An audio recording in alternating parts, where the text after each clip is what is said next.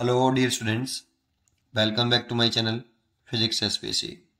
A solid conducting sphere having a charge capital Q.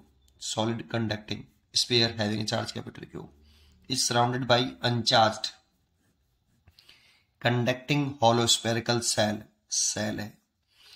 Let the potential difference between the surface of solid sphere potential difference and that of outer surface of the hollow sphere cell is B.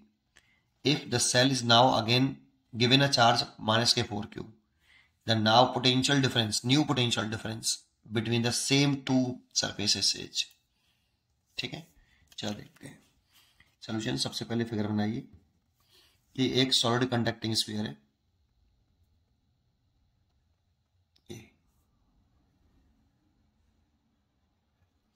ये solid है और conducting है, तो इसको अगर charge देंगे तो सारा चार्ज इसके आउटर सरफेस पर डिस्ट्रीब्यूट होगा. कंडक्टिंग स्फीयर है तो ये चार्ज जो है इस पर कैपिटल क्यू उसके आउटर सरफेस पर ऐसे डिस्ट्रीब्यूट हो गया, कैपिटल क्यू चार्ज.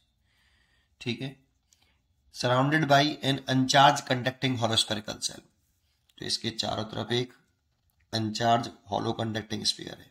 तो इसका चार्ज हमें पता है ना, ऐसे अनचार्ज है. कैसा है? अनचार्ज है, तो इस पर चार्ज 0 है ऐसा. ठीक है, फिर क्या कह रहा है, इनके बीच में जो पोटेंशियल डिफरेंस है, तो इस वाले पॉइंट के और इस वाले पॉइंट के बिटवीन जो पोटेंशियल डिफरेंस है वो हमें गिवन दे रखा है V है. तो गिवन है VA माइनस VB, जो पोटेंशियल डिफरेंस, ये जो पोटेंशियल डिफरेंस हो गया ये V है, ये गिवन है. ये तो फर्स्ट केस है, तो पहले इसी को पूरा करते हैं फिर देखते हैं. अब ये गड़बड़ मत करना कि आप इंड्यूस चार्ज निकालना शुरू कर दो. इंड्यूस चार्ज नहीं निकाले. इस स्फीयर का चार्ज पता है, इस स्फीयर का चार्ज पता है. अगर हमें पहले चार्ज पता होते हैं तो पोटेंशियल निकालिए आप सीधा. ठीक है, इंड्यूस चार्ज मत निकालो. जब पूछा जाता है इंड्यूस चार्ज तो पहले चार्ज निकाल लेते हैं स्फीयर पर, फिर उसके बाद इंड्यूस चार्ज निकालते हैं जरूरत होती है. तो इंड्यूस चार्ज पूछा ही नहीं है. इस स्फीयर का चार्ज क्यू, इस स्फीयर का चार्ज 0, अनचार्ज है.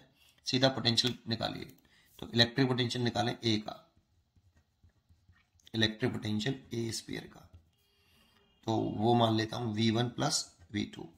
ये due to solid sphere, solid sphere ये, और ये due to hollow sphere, due to hollow sphere.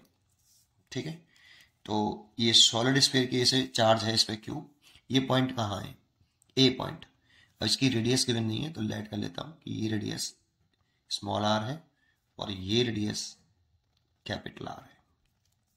ठीक है, तो इस सॉलिड स्फीयर के लिए ड्यू टू सॉलिड स्फीयर निकालें, तो इसके लिए सॉलिड स्फीयर के लिए पॉइंट ए सरफेस पर है, और जब पॉइंट सरफेस पर होता है तो सेंटर से सरफेस तक की डिस्टेंस लेते हैं.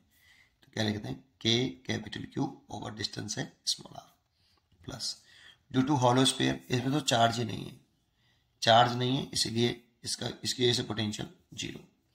तो ये ए पॉइंट का पोटेंशियल निकले आया. ऐसे ही इलेक्ट्रिक पोटेंशियल निकाल लो आप बी पॉइंट का, V3 प्लस V4, ये due to solid sphere plus ये ड्यू टू हॉलो स्फीयर. ठीक है, तो V3. अब इस वाले पॉइंट का निकालना है ड्यू टू सॉलिड स्फीयर. तो इस सॉलिड स्फीयर के लिए ये पॉइंट कहाँ है? आउटसाइड, और आउटसाइड होता है तो सेंटर से आउटसाइड पॉइंट तक की डिस्टेंस लिखते हैं. तो कितना? के कैपिटल क्यू ओवर आउटसाइड तक की डिस्टेंस होगी कैपिटल R प्लस, इस पर कोई चार्ज है ही नहीं, चार्ज नहीं है तो इसीलिए 0. इसीलिए जो पोटेंशियल डिफरेंस आया V equal to VA minus VB, अगर घटा दें तो VA की जो वैल्यू है आपकी वो है के क्यू ओवर स्मॉल r, इसकी वैल्यू है के capital Q over capital R. यहां से कैपिटल के क्यू कॉमन ले लें, 1 upon r minus 1 upon capital R. ये तो फर्स्ट इक्वेशन हो गई, ये पोटेंशियल डिफरेंस हो गया. सेकंड केस में कहा है हमसे क्या, वो नेक्स्ट डायग्राम नेक्स्ट पेज पे करता हूं. सेकंड पेज में कहा है, सेकंड पेज में पॉइंट में कहा है इफ द सेल मतलब hollow sphere is now given a charge minus k4q. The new potential difference between the same two surfaces is. अब क्वेश्चन कह रहा है कि ये हमारा एक सॉलिड स्फीयर है,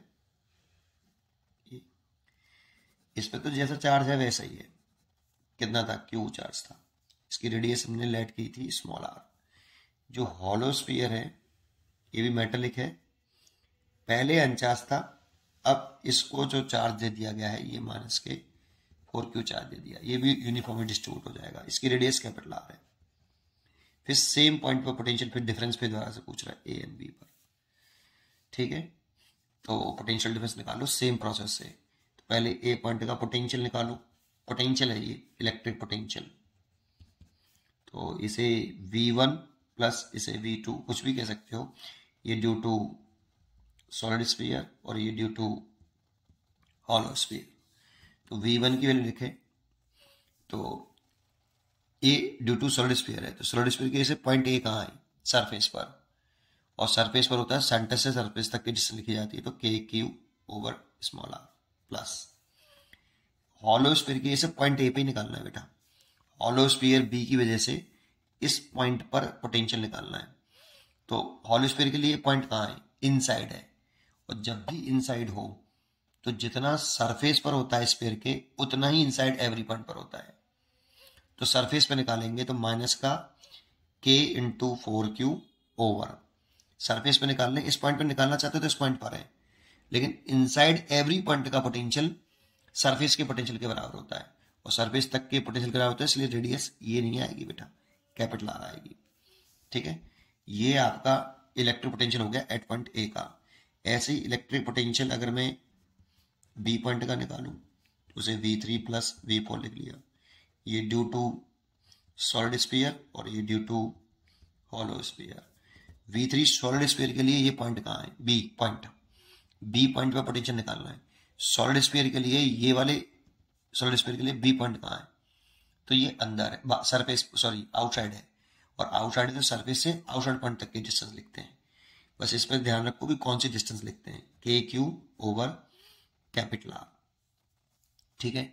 और बी पॉइंट स्फीयर, बड़े स्फीयर के लिए, हॉलो स्फीयर के लिए बी पॉइंट कहाँ है, बी पॉइंट हॉलो स्फीयर के लिए आपका सरफेस पर है, और सरफेस पर होता है तो सेंटर से सरफेस तक की डिस्टेंस लिखते हैं, सेंटर से सरफेस तक की डिस्टेंस लिखते हैं, तो लिखो माइनस का k4q ओवर r ऐसे।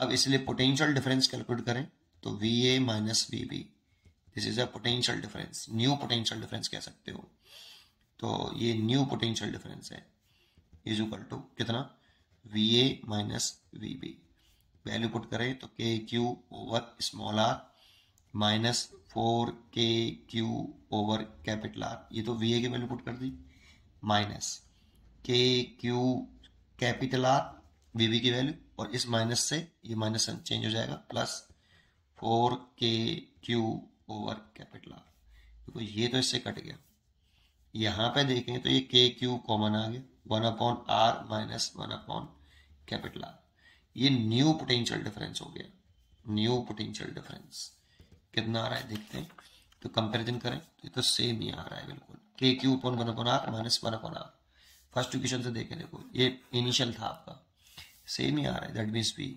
कोई चेंज नहीं आया, इसीलिए इसका आंसर जो होगा वो ए ही होगा, ए ही होगा। पढ़ते रहिए और खुश रहिए, थैंक यू।